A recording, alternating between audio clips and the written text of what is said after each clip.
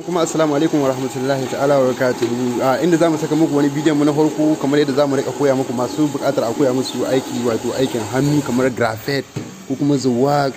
Insha Allah shi ma kamar idan har bidiyon mu ya birge ka to zaka yi magana akan shi kuma zaka yi mana comment yadda zamu baka amsar. Insha Allah zan wada in gani kamar har idan akwai mutane kamar matasa masu buƙatar a koya musu aikin hannu ko kuma abin da ya shafi zawaga ne ko kuma graffiti ne ko kushe. Kun ga dai kamar wannan gaskiya ba graphic bane, zan iya ce muku wannan heshe na.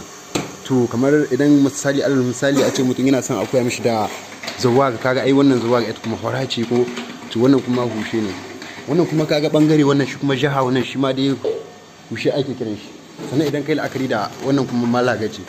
To gaskiya a cikin ayyukan gari na ga muku gaskiya ba wanda ba za a ce a kira mu je mu yi kuma mu ce ba za mu ba. To amma abin da na gaya muku shi, abin da nake son ku fahimta shine matasa, wato abokai yan uwa da abokan arziki, ina son ku fahimci wasu abubuwa guda ɗaya zuwa biyu kafin su kai hudu.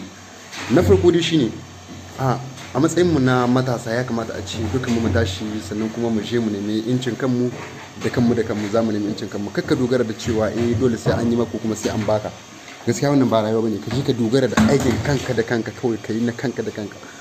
Duk aiki idan har bai saba ma addinin mu ba, addinin musulunci, to ya kamata a ce kai matashi ka je ka neme shi ka koya kuma sannan ka iya.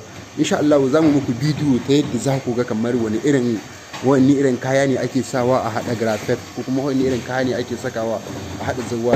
Idan bidiyon mu ya birge ku to sai ku ba mu alamar cewa bidiyon mu ya birge ku, kuma sannan ku yi tambayoyi akan yadda ake hada graffiti ko kuma yadda ake hada hushe. Insha Allah shi ma zan samu lokacin da zan muku shi in kuma daura muku shi a cikin Ɗanbaro TV domin ku same shi a cikin tashar mu mai suna Ɗanbaro TV.